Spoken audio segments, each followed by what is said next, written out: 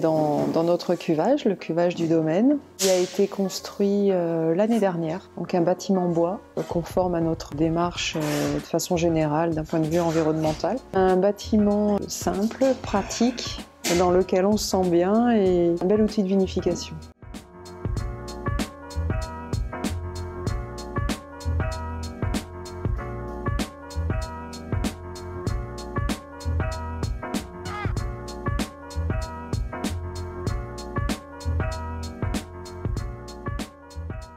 Ouais, il y a un quai pour décharger le raisin. Vu que le chai est vraiment... On fait un 360, les vignes font un 360 autour du chai.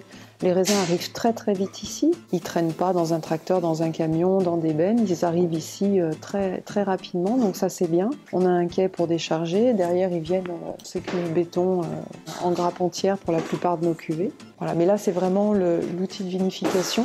Et puis en dehors des vendanges, bien sûr, l'endroit où on accueille, comme toi aujourd'hui. Voilà, voilà, exactement. Alors chez nous, c'est vraiment de façon beaujolaise très traditionnelle, c'est-à-dire que donc le raisin est en cuvée en grappe entière, et ensuite on extrait, on laisse en cuvaison donc dans ce cuve béton, entre 6 et 10 jours, selon les millésimes, selon ce qu'on souhaite faire également, selon comment se comporte le raisin, il y a différents facteurs. Et puis ensuite, au bout de ce délai, on a une vanne ici où on prélève le jus qui a été formé, qu'on met dans une cuve, et ensuite on ouvre la trappe qui est ici, et on emmène les grappes qui ont travaillé, bien sûr, on les emmène au pressoir. Et ensuite, l'assemblage de ces deux jus fait une cuvée, ou enfin, une forme d'assemblage de ces deux jus fait une cuvée de Beaujolais nouveau pour ce type d'extraction. Sinon, on a des cuvées 4 saisons qui arrivent au printemps où on extrait quelques jours de plus.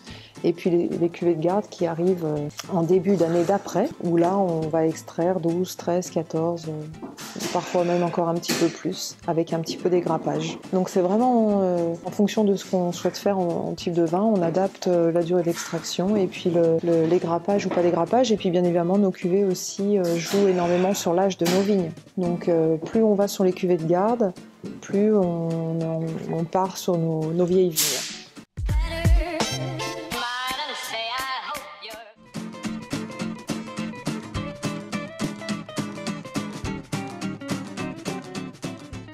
Alors ça nous sert à fabriquer nos levures indigènes du terroir et faire en sorte que notre vin soit très typé terroir. Ça fait aussi partie du cahier des charges de Déméter. Alors pas de faire d'être en levure indigène, ce qu'on appelle ça. Pas forcément de dire faire un pied de cuve, parce qu'il peut y avoir aussi des gens qui choisissent de partir en spontané.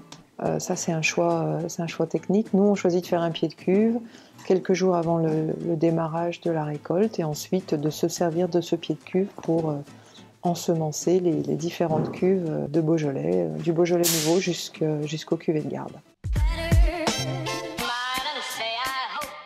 Faire du bon vin, ça paraît simple, mais ça l'est pas. L'objectif au démarrage, c'est celui-là, s'il n'y en a pas d'autre.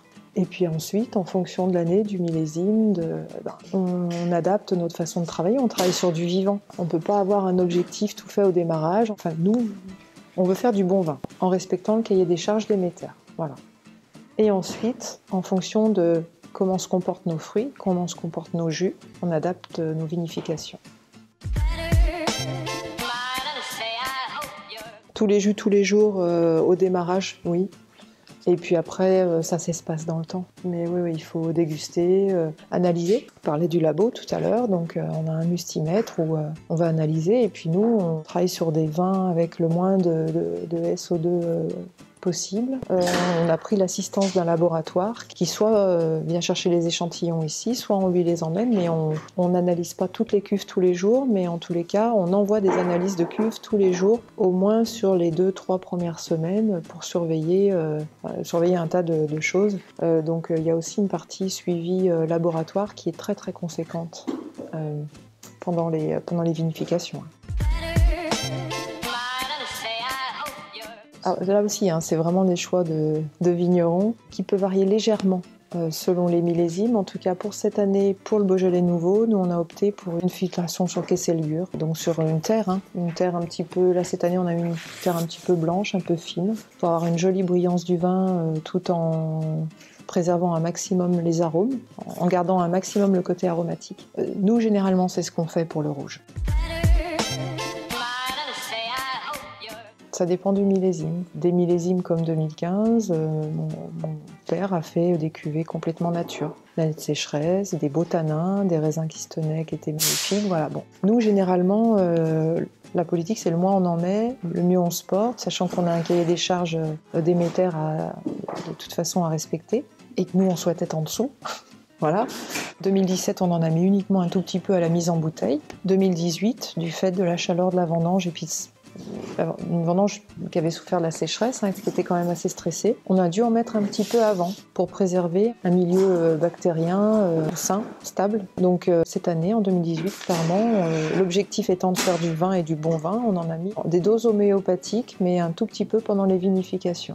Par contre, c'est vrai que pour le nouveau, on n'en aura pas rajouté du coup à la mise. Bon, on est sur des vins à 50-56 mg, on reste très très faible. Donc en gros, le moins possible, tout en gardant en tête qu'on veut faire du bon vin, et puis pas se mettre la pression du zéro dès le début, parce que nous on pense que si on se met la pression du zéro dès le début, on a quand même beaucoup de chances de se tromper, quoi. Mais après, ça c'est encore une fois, c'est des choix, c'est très très variable.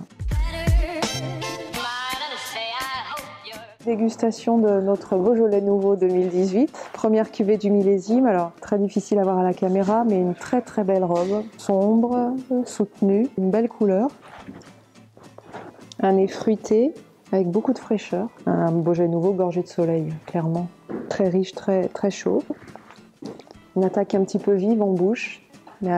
Belle vivacité, une vivacité qui réveille les papilles. Et puis ces fruits rouges, croquants, un côté très, très croquant, très vif pour les papilles, frais, et puis une longueur. C'est ce qu'on cherche aussi dans notre mode de travail en biodynamie. C'est d'avoir des vins qui ont des belles finales et qui durent. Et là, ça a bien marché, quoi. Voilà. Ouais, très fière de cette première cuvée. Avec la famille et les copains. Non, mais c'est fait pour ça, le Beaujolais Nouveau. Le Beaujolais Nouveau, c'est un vin qui est convivial, qui est fait pour aller avec une assiette de fromage pas trop affiné, un bon pain, des fruits secs, du saucisson lyonnais, si possible, ou de la charcuterie en tout cas.